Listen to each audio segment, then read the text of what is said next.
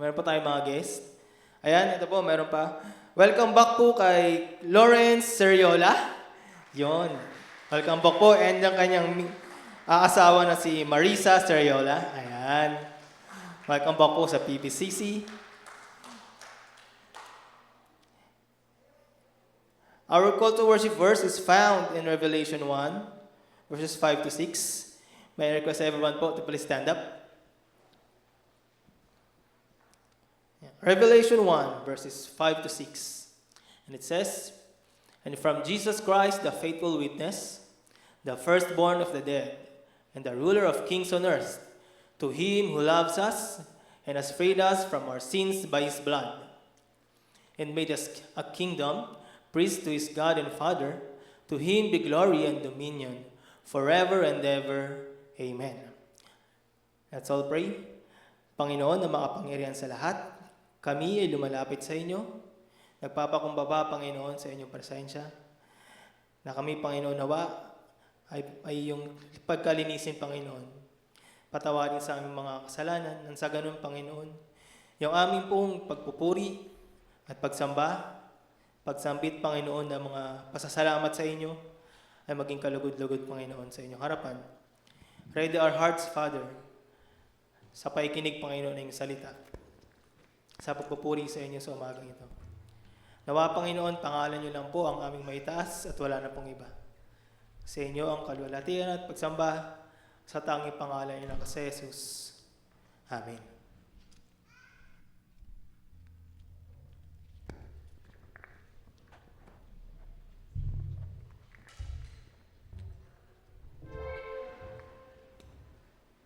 Morning, church.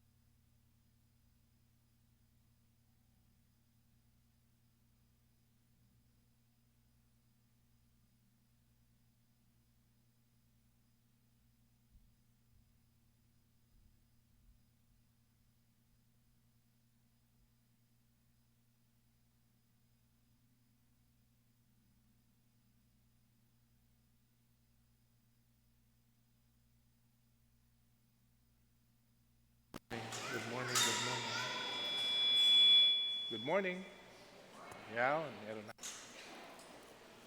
Good morning po sa lahat at isang mapagpalang umaga sa lahat. Sino mang mga binahadi? Wala, buti.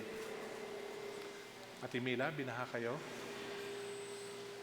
Si Ate Belen, binaha. Sino pa? Ako. Kaya po, wala yung mga taga-nomads natin, binaha po sila. Sa baba, binaha din tayo. Sino pa binaha? Binaha ng pagmamahal. Sino pa? So, good morning po sa lahat at hingi po ako ng dispensa. Ipakita lang ako na picture sa inyo. Sige, 5 minutes daw po. Kung ba't po ako wala naman nakakaraang Sunday, baka sabihin nyo sa akin, Pastor, sa barangay na po kayo magpaliwanag. Pwede ba tagalin ko na yun? Senior pastor, tapos sa dulo may junior pa. So, baka... baka malito yung mga tao eh. Actually, yung junior, di ba doon sa first name supposedly? So, Benito po yung first name ko, kaya nandun yung junior ko. Hindi po ako yung junior sa Benji. But anyway, okay na? Sige po. Kumusta po kayo? Beauty. Matagal-tagal din po tayo nagkita dito sa sanctuary. For the past 3 Sundays po ay nag-speak po ako sa River's Edge. At yung una muna yung sa Chosen. Yan, ito po yung tinutulungan nating simbahan sa may San Pedro po. And today po nandoon si Elder Art. Siya po yung naka-schedule na mag-speak. Last Sunday po si Harold. Tapos sa mga susunod na Sunday, si JP tsaka si Ramon. Si Ramon po ngayon ang nasa San Carlos. So siya po yung nag-speak ngayon doon. So kaya gamit na gamit po yung ating pastoral team. Ano po, talagang napakabait ng Panginoon kasi meron ng mga tao na gusto mag-full-time sa ministry. Siguro i-introduce ko na rin sa inyo si JP. JP, pwede ka man tumayo. Siya po ay mag-full-time na po sa ministry. At ipag-pray niyo po si Ramon kasi si Ramon ay meron ding desire na makapag full-time din po sa ministry. Yan. Natin lang po natin si Elder Brian, tsaka si Deacon Harold. No? Okay na po sa kanilang mga asawa, yung magpapasto na lang ang hindi pa nagko-confirm. So, katawa ng tawa si Nika.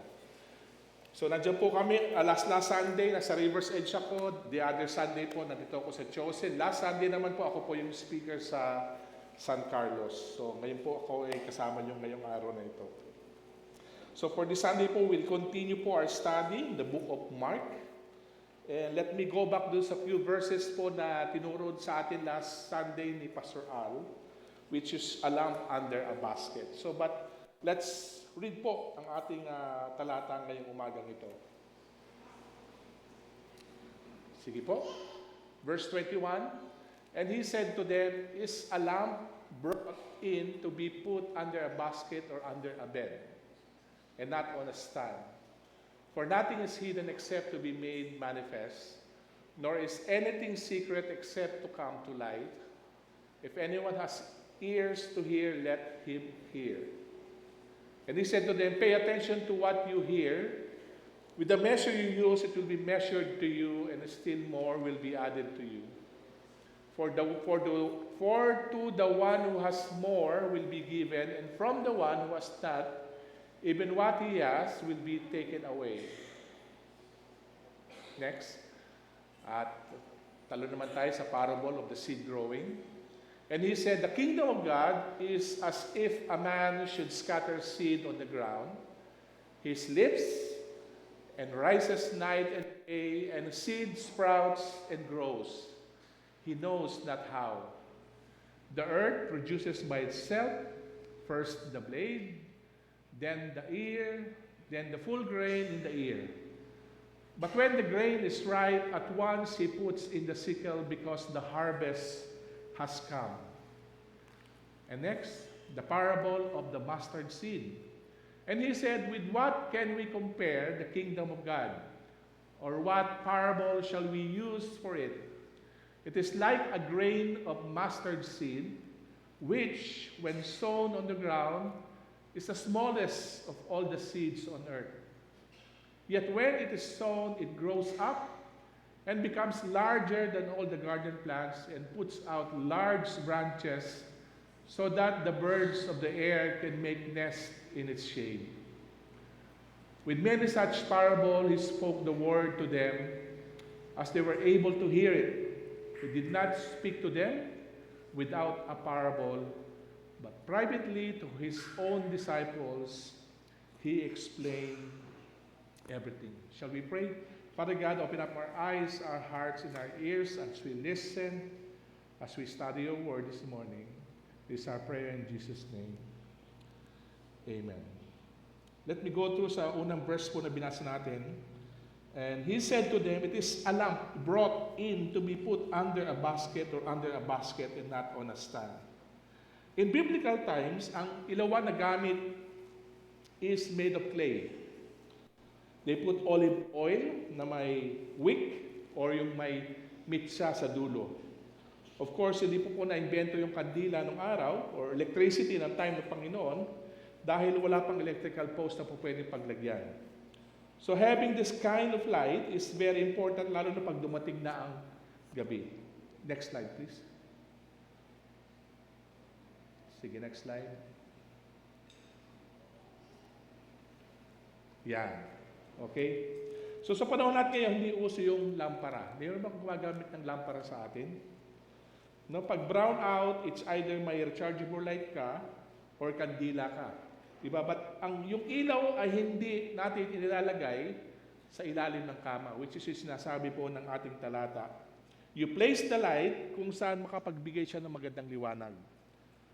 Wala pa tayong nakitang poste na ang ilaw ay nasa ibaba. Di ba usually nasa taas talaga? Parang ganito, no? Yung ilaw nasa taas, wala sa floor. The light that is presented here is Jesus Christ. John Mark is not talking about an ordinary light, but he was presenting the light that brings out the people in darkness.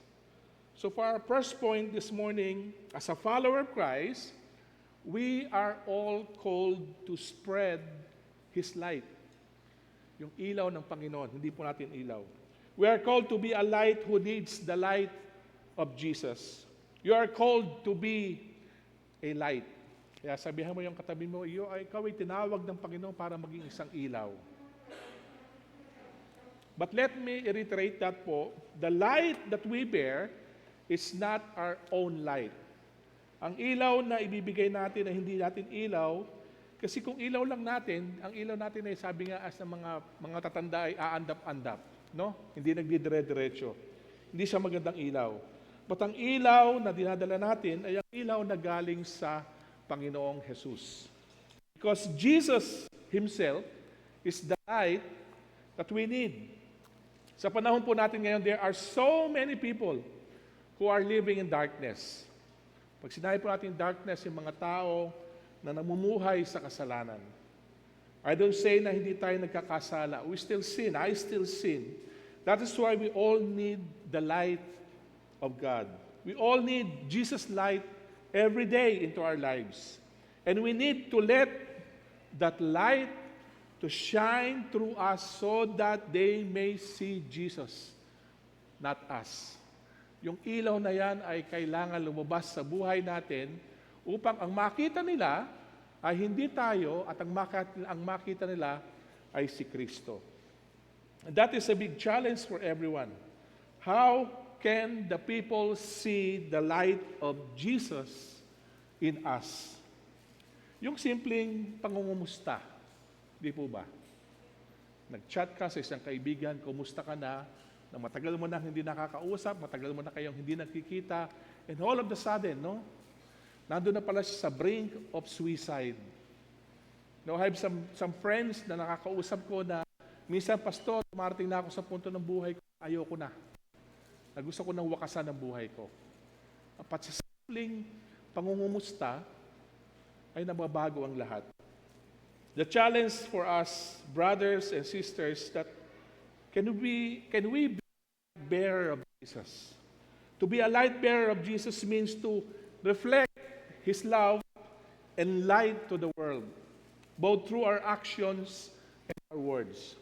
We can do this by living a life that embodies Christ's character, sharing the gospel, engaging in spiritual warfare, and promoting justice and mercy.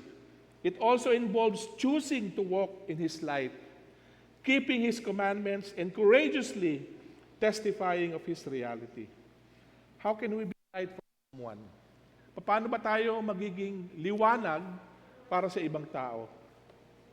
Nauna is we need to live a life that glorifies God. Let your good works be seen and others will be drawn to Him. Be a source of encouragement. You offer kindness and grace to those around you and be present in every moment. Kaya nga po yung simpleng pangungumusta ay napaka-importante sa tao. Obedience to His commandments. By living in obedience, we reflect His light and draws others to Him. Now, there are so many ways that we can bring that light to other people. Saan man kayo doon, you bring that light to someone. Nasa office kayo, katulad ni Nika or ni Harold or ni Lawrence. Sa school, tulad ng mga college students natin dito or high school students natin dito sa PBCC. But be that light. Be the light, not the light of PBCC, but the light of Jesus. The only limitation lang is tayo. Our obedience to Christ. We need to share Jesus' light to someone. The question is, are we ready to share that light to someone? Kung natapos yung pew ni Pastor Epps, isa sa mga nag-testimony si Ramon sa akin. Sabi niya, Pastor, nagamit ko yung PEW natin. At meron siyang ka-opisina na na-sharean niya at ginamit niya yung pew. Ganon din kay Grace, no? Asawa ni Lawrence. Sabi niya, before nawala si Mami, sabi niya ganoon, nagamit ko yung pew. Naging daan siya para mapakilala niya ang Panginoong Jesucristo. She became the light, no? Naging light bearer po siya sa kanyang pamilya. So, tingin ko, instead of praying for the salvation of your family, which is, maganda naman po siya, no? Ipag-pray natin ang kaligtasan ng ating pamilya. At very good po yun. Please don't get me wrong. But instead, siguro ipag-pray natin, instead of the salvation of your family, which is maganda naman po, but ang pwede natin ipag-pray is that gamitin tayo ng Panginoon sa pamilya natin. Tingnan mo nga yung katabi mo. Pag niyo ako tingnan yung katabi niyo po. Pwede bang magamit ng Panginoon yan? Parang may duda kayo sa katabi. No? Instead of praying always, no, makikita mo palagi doon sa prayer request natin, which is maganda na po yan, wala akong problema doon. But on the positive note, o siguro sa mas maganda tingnan na gamitin o pag-pray natin na gamitin tayo ng Panginoon na makakilala yung pamilya natin. Di ba? Na ikaw mismo ay magiging ilaw doon sa pamilya mo. Na posibleng, ang tanong mo sa akin, Pastor, napakahirap po na maging ilaw ako sa pamilya namin kasi ako po yung black sheep sa pamilya. So, paano ko po ipapakilala ang Panginoon kung iba ang pananaw nila pagdating sa akin? And that's where the miracle comes in. Naniniwala ka ba na pwede kang gamitin ng Panginoon? Hello? Ayan. Kasi sabi nila, nonchalant daw ang PBCC. Totoo ba yon? At totoo nga? Ay, hindi. Nonchalant daw tayo. Huwag natin ipakita sa katabi natin, nonchalant tayo. Hello? Hi. There's a story of Lazarus. Next slide, please. Alam naman natin kung sino si Lazarus. The story of Lazarus, Zacchaeus, sorry. He was a tax collector. And when we say tax collector, alam natin na pagka sinabi natin tax collector, anong inisip natin kagad? Corrupt. Di ba? Which is, totoo naman, nangyayari po yan sa ngayon, no? may nakakabit na connotation na hindi maganda. Anyway, one day, Jesus entered into Jericho and was passing through. And behold, there was a man named Zacchaeus. He was a chief tax collector and was rich. And he was seeking to see who Jesus was. But on account of the crowd, he could not. Dahil mababang lalaki si Zacchaeus, umakyat po siya ng puno ng sycamore or sycamore tree. Sabi ng iba, sabi ng mga theologian, ang sycamore tree daw ay parang puno ng kamatsili. Nakakita na ba kayo ng puno ng kamatsili? Ang puno ng kamatsili ay may tinik. So dahil sa kagustuhan na makita ni Zacchaeus ang Panginoon, umakyat po siya ng puno ng sycamore. So he ran on ahead, climbed up a sycamore tree to see him, for he was about to pass that way. And when Jesus came to the place, he looked up and said to him, Zacchaeus, hurry and come down, for I must stay at your house today. So he hurried and came down and received him joyfully. And when they saw it, they all grumbled. Nung nagulat yung mga tao na nakatingin, sabi nila, bakit pumunta si Jesus sa bahay ng isang makasalanan? He has gone in to be the guest of a man who is a sinner. And Zacchaeus stood and said to the Lord, Behold, Lord, the half of my goods I give to the poor, and if I have defrauded anyone of anything, I restore it fourfold. 4 na beses. And Jesus said to him, Today, salvation has come to this house, since he is also a son of Abraham, for the Son of Man came to seek and to save the lost. I can be a Zacchaeus to my family. Ano po? Maybe you can be a Zacchaeus also to your family. Ibig ko sabihin is that anyone, o tayong lahat dito, ay pwedeng gamitin ng Panginoon for the salvation of our family. So instead of praying na masave ang pamilya ko, which is good, siguro mas maganda na sabihin mo sa Panginoon, Panginoon, gamitin mo yung buhay ko. Gamitin mo yung buhay ko, Panginoon, so that they may see Jesus in my life. One way or another, siguro yung sa atin ay namuhay na hindi naging rebelde sa magulang. Ako, nandun ako sa rebelding part. Nagrebelde rin ako sa magulang ko nung araw. Okay? Nagdadabog ako. Nangungupit ako sa nanay ko nung araw. Okay? Pagka inuman, nandun ako sa inuman. Barkada, nandun ako sa barkada. Diba? Hindi pa naman ako totally black. Baka gray sheep pa lang ako ng mga panahon na yon. Okay? So, but what I'm trying to say is that kahit ganito yung buhay ko, ginamit pa rin po ako ng Panginoon so that they may see Jesus in me. They may see Jesus at makita nila kung ano yung kailangan nilang gawin sa buhay. Maybe you are a Zacchaeus in your family. They do not want to listen to you. Every time na mag-share ka ng gospel sa kanila or magkukwento ka lang. But start hindi doon sa Bible, but start ng pagbabago sa buhay. Naging mapagpatawad ka, dati-rati palagi kang galit, kahit alam mo yung hindi ka galit, mukha kang galit, mga ganoon. Yung boses mo para kang si Silvia De La Torre. Okay, palaging high pitch palagi yung boses mo. Di ba yung mga taong ganoon na kahit hindi galit, mukhang galit, sa boses pa lang nila, high pitch na kagad sila. Baka tama-tama kayo sa choir, kailangan nila ng tenor. Di ba? But what I'm trying to say po is that doon pa lang sa buhay natin, kung merong makitang pagbabago sa buhay natin, ay makilala nila si Kristo. Tama po ba yun? Kaya tingnan mo yung katabi mo, mukha bang pwedeng magbago yung katabi mo? O nagtatawanan kayo, parang hindi pwedeng magbago, ano? Next slide, please. Now, the parable of the seed growing. And he said, the kingdom of God is as if a man should scatter seed on the ground. He sleeps, and rises night and day, and the seed sprouts and grows. He knows that how the earth produces by itself first the blade, then the ear, then the full grain, the ear.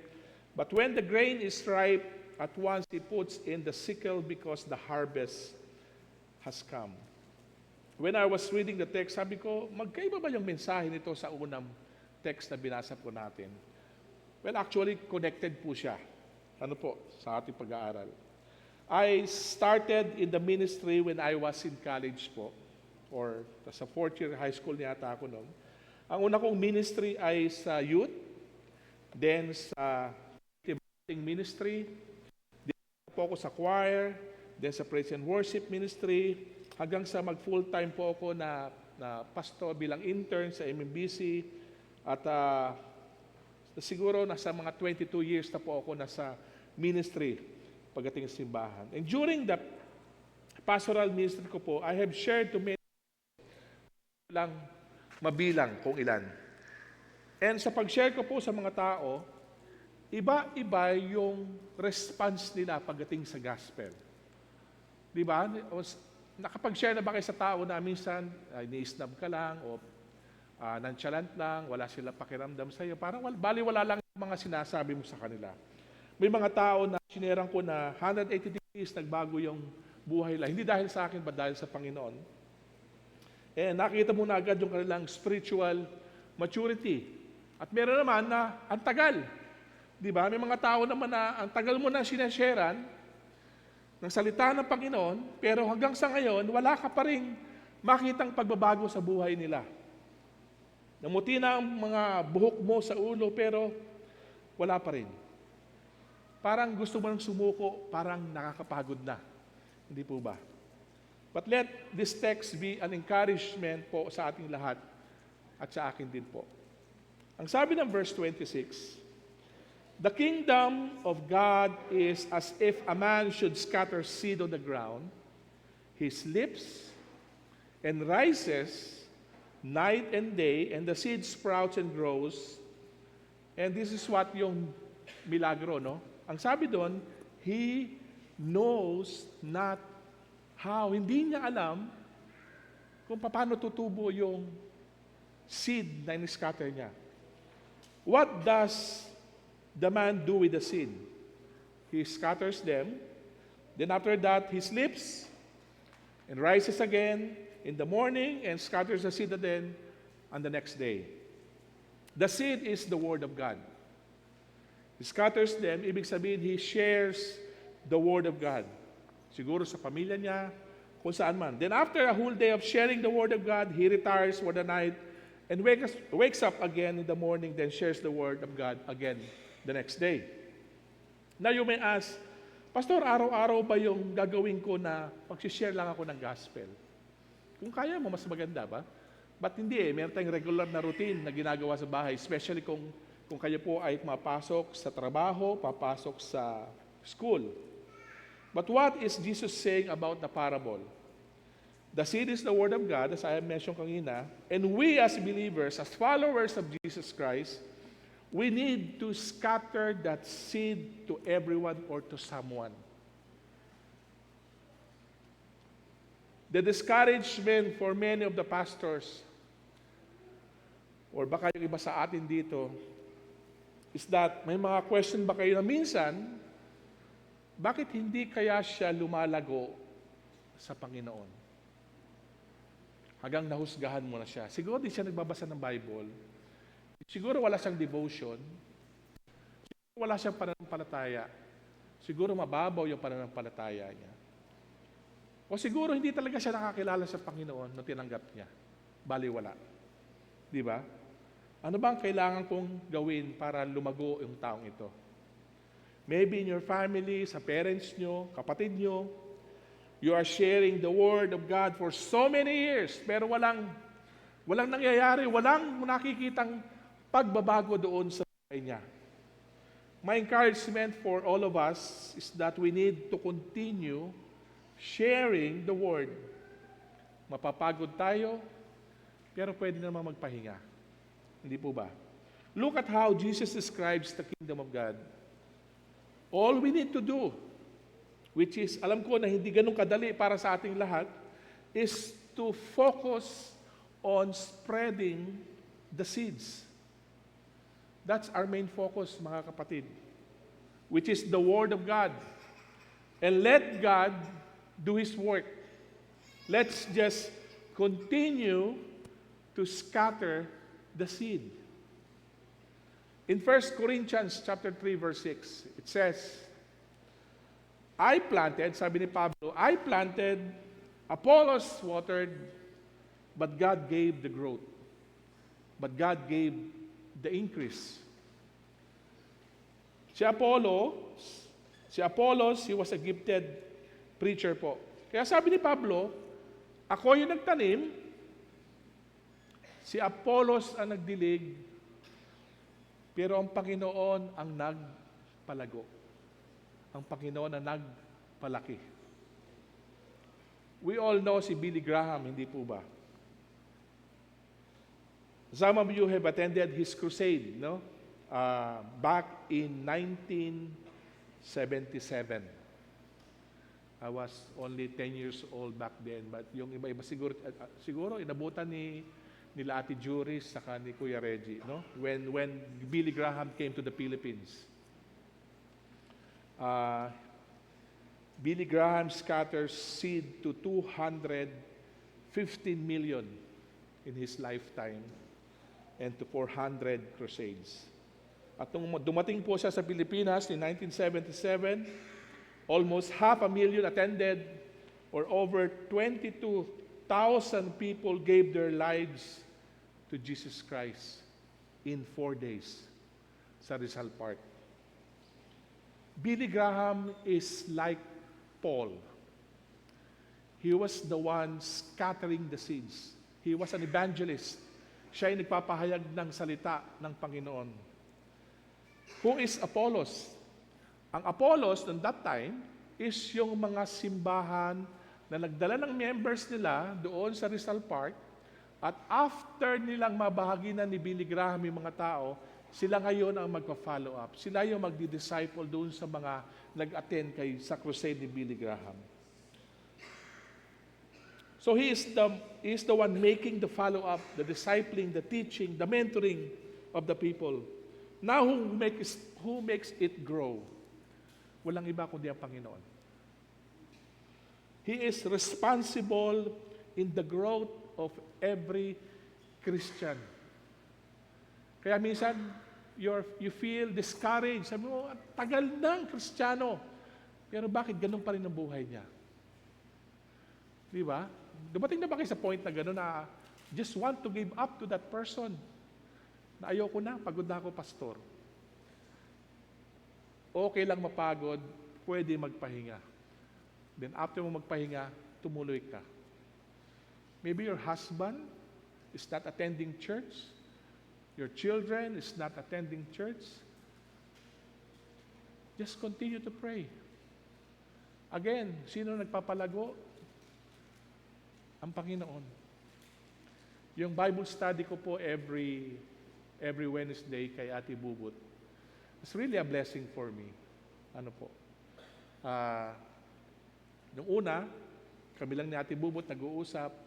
Then sabi niya, kinausap niya yung mga anak niya. Sabi niya, Pastor, yung mga anak ko ready na, so we can do the Bible study sa bahay natin. So we started Bible study po 3 Wednesdays ago. And si Lance, marunong mag-gitara. So he was the one leading the song.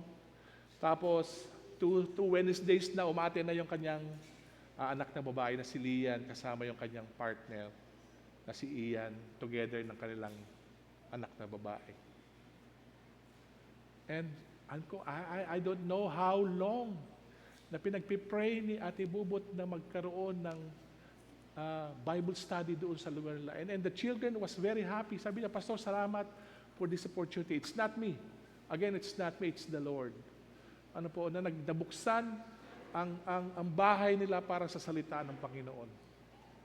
And I was so happy na every Wednesday, hindi lang sa salita ng Panginoon, nabubusog ka, but of course, sa pagkain na hinahanda niya. Okay, kaya huwag niyo na po tignan ng aking tiyan na kung bakit ganoon. But alam niyo, nakakatuwa po, no? So, Let's start on that. No, you start praying for your family na one day na mabubuksan yung tahanan nyo so that the Word of God will come in. Huwag po kayong mapapagod. Pag-pray nyo lang. Ipag-pray nyo lang po. Pag-pray nyo lang po. So let us not be discouraged na hindi lumalago yung dinidisciple mong tao. Siguro ang tagalan nito sa women's ministry, sa youth ministry, at sa ibang mga flock na meron po tayo. Nagtataka ka bakit hanggang ngayon ay bonsai pa rin siya. When I was in college, meron na tawag na bonsai na Kristiyano. Alam niyo bonsai, di ba? Nakakita na kayo ng bonsai, di ba? Yung bonsai, pag tininim mo, na maliit siya. Pero ilang panahon, magtagal lang, 10 taon na nakakaraan, maliit pa rin siya. Di ba? Parang ganun daw yung ibang Kristiyano. Bonsai pa rin. Cute lang siya tingnan.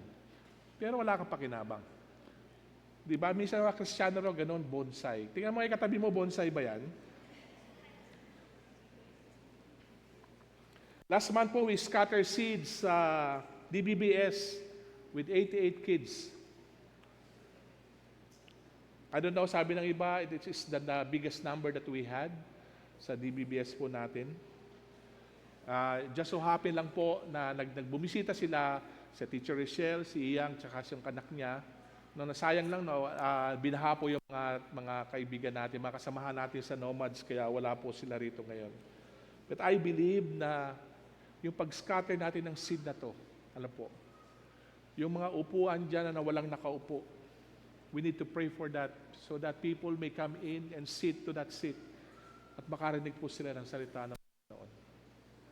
Kaya dito pa lang hinihingi ko na sa board na baka po pwede nating magatid sundo po tayo sa mga ministries na meron po tayo. Gamitin natin ang sakyan natin. It was bought for a ministry, not for display. Gamitin natin po yung sakyan natin so that marami tayong mga tao ang madala. Kasi pangarap din to ni Pastor Jimmy noon pa, yung bus ministry. Alam niyo yung bus na meron tayo dito before? Naalala niyo ba yon? Di ba? It was meant for that. It was meant for ministry. Na mas madala natin yung mga tao at makakarinig sila ng salita ng Panginoon. Makilala nila ang Panginoon. That's a letter P sa ating PBCC. Ano yung letter P natin sa PBCC? To proclaim the Word of God. Di ba? That's what we're going to do. Okay? Next. So, ang next second point po natin, we are called to spread the seed. Okay? You are called to spread the seed. We are all called to spread the seed. Kaya tapikin mo ang balikat ng katabi mo, you are called to spread the seed. Tayo ay tinawag ng Panginoon so that the spread, naging Bisaya na ako dong, so we can spread the Word of God. Okay. So we are to spread the Word of God. Let's not be discouraged na hindi siya lumalago. Our mandate is to disciple people, to spread the Word to people. We are not in the business of getting the person to grow. Kasi trabaho po yan ng Panginoon. Okay? But we are in the business of scattering the seed or sharing the Word of God. In our last text po, sa verse 30, and he said, with what can we compare the kingdom of God, or what parable shall we use for it? It is like a grain of mustard seed, which when sown on the ground is the smallest of all the seeds on earth. Yet when it is sown, it grows and becomes larger than all the garden plants. Large branches there can make nest in its shade. Noong una ko pong nabasa ang text at to, nagkaroon ba kayo ng question na ang mustard seed ba talaga yung pinakamalit na buto sa buong mundo? Fun fact. Next slide, please. The smallest seed, according kay Google, is an orchid seed. And the biggest seed is what they call the double coconut seed. Yun po yung hawak ng dalawang tao. Yun po yung seed niya. Now, why did Jesus call the mustard seed the smallest seed? Sa English grammar po, may tinatawag po tayo na hyperbole or exaggeration.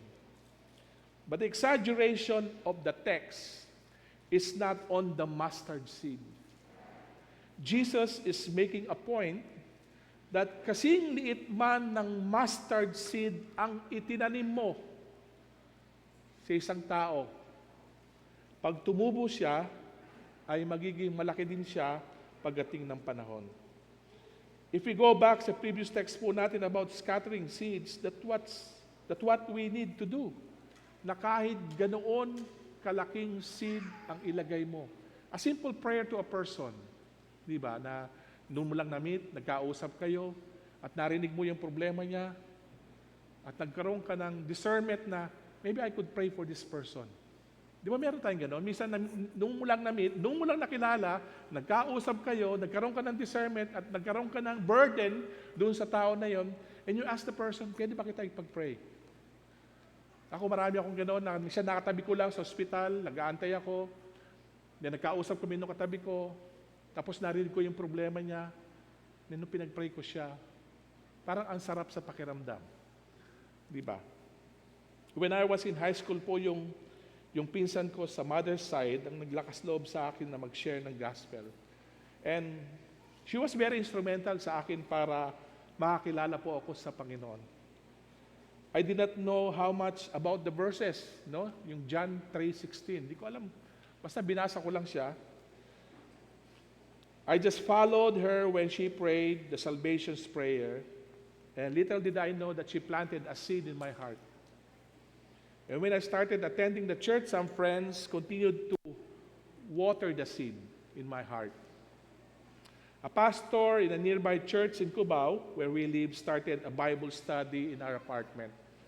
They invited us in their church, and then naging every Sunday, nag-a-attend po kami doon. Then during sa work ko, yung boss ko na isang businessman/missionary said he saw something in me. He encouraged me and pushed me to be a pastor. Sa support ng aking asawa at pamilya, mga kaibigan na pastor, nandito po ako sa harapan nyo nakatayo bilang isang pastor. And sa mga susunod na buwan o taon, makikita nyo rin dito si Pastor Harold, Pastor JP. I'm proud sa mga tao na to, mga kapatid. Sila po yung nagpapataba ng puso ko pagka nagkakausap ko. Pastor, ayoko magpastor talaga. Yan po ang laging salita ni Harold sa akin. Kaya nung sabi ng asawa niya, hindi, magpastor ka. Di ba baliktad?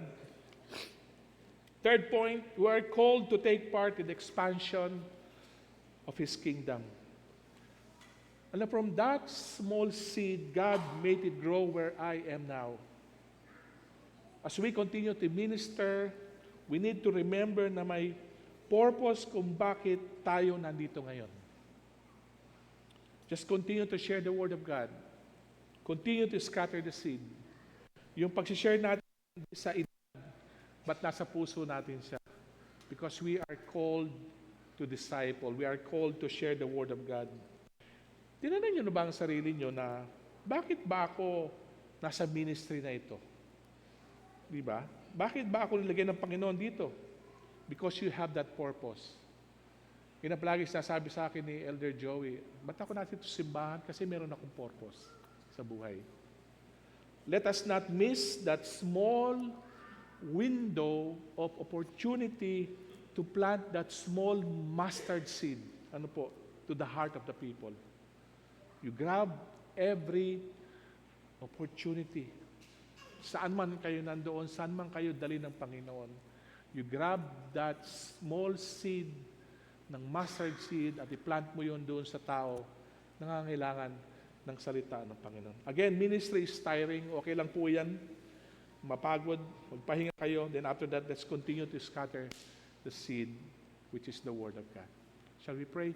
Father God, salamat po sa buhay na binigay mo sa amin. You are the God of light and mystery who reveals your truth not to overwhelm us but to illuminate our hearts. You have said that a lamp is not meant to be hidden but to shine. So Lord, help me not to hide the light of your word in fear or in passivity. Let me be a bearer of truth, a bearer of love, and a bearer of justice. not drawing attention to myself, but pointing others to you. In the parable of the growing seed, you show us that growth comes mysteriously, not by our control, but by your Spirit. Give me the grace to trust in the unseen work you are doing in me and around me. Let me not grow weary in planting seeds of hope, even when I cannot see the harvest yet.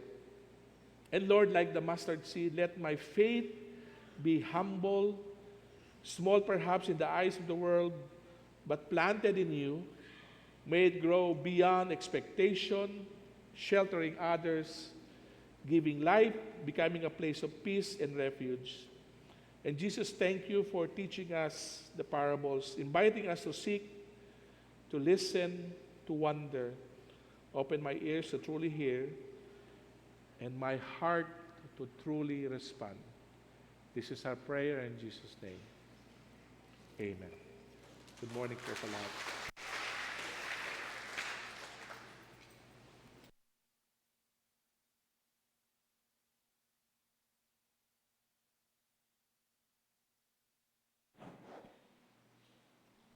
And thank you po, Pastor Benji, for that wonderful message. Dako po tayo sa ating tithes and offering. Our offertory verse is found in Psalm 116, verse 12 to 14, and it says, "What shall I render to the Lord for all his benefits to me? I will lift up the cup of salvation and call on the name of the Lord. I will pay my vows to the Lord in the presence of all his people." May I call the deacons?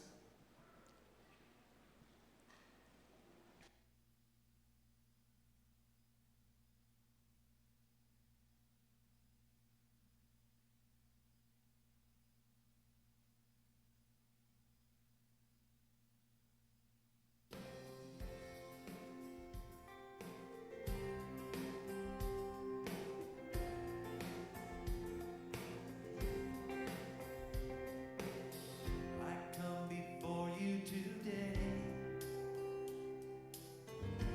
There's just one thing that I want to say. Thank you, Lord. Thank you, Lord, for all you've given to me, for all the blessings that I cannot see. Thank you.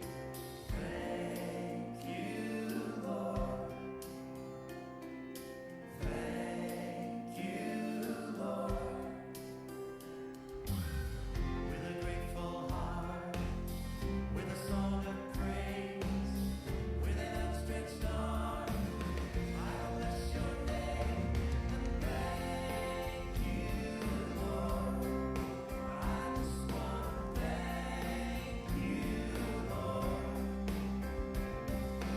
Thank you, Lord. I just want to thank you, Lord. Thank you, Lord.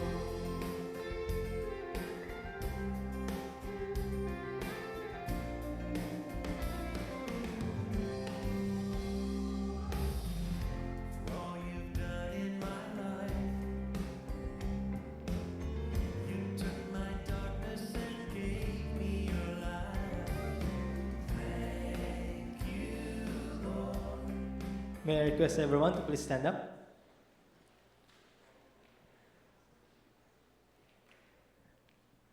Let's pray. Panginoon na makapangyarihan sa lahat, kami, Panginoon, ay nagpapasalamat sa biyaya, Panginoon, na aming nararanasan na tatanggap, Panginoon, galing po sa inyo. Ang aming pong panalangin, Panginoon, na ang mga ikapuna ito ay magamit, Panginoon, para po sa ikalalaganap pa, Panginoon, ng inyong salita. Sa inyo po ang papuri at pagsamba sa tanging pangalan ng Jesus. Amen.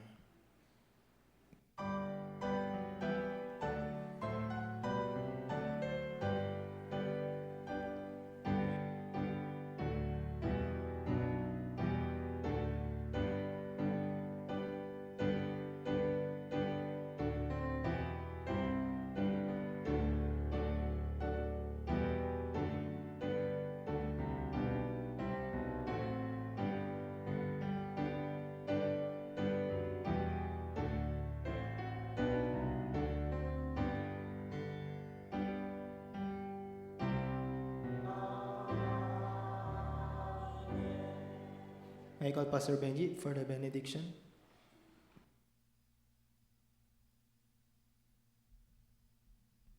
Hello, Mike. Yan. Next week is Father's Day. So don't forget to bring your father. Baka si father ang dali nyo rito, hindi po kasama yan. Okay? Dali nyo po yung mga asawa ninyo. We're going to celebrate Father's Days next week. At meron po tayong mga konting regalo na ibibigay po sa kanila. Okay? So don't forget that. So let's pray. Go now as bearers of Christ's light. Do not hide the truth you have received, but let us shine your words, your actions, and your love. May the seeds of God's word sown in the soil of your heart grow in secret strength and bear fruit in its perfect time. May your faith, though small like a mustard seed, be planted deep in the heart of God, growing into a refuge of hope for many. And may the grace of our Lord Jesus Christ, the love of God, and the fellowship of the Holy Spirit be with you now and always. In Jesus' name we pray. Amen. God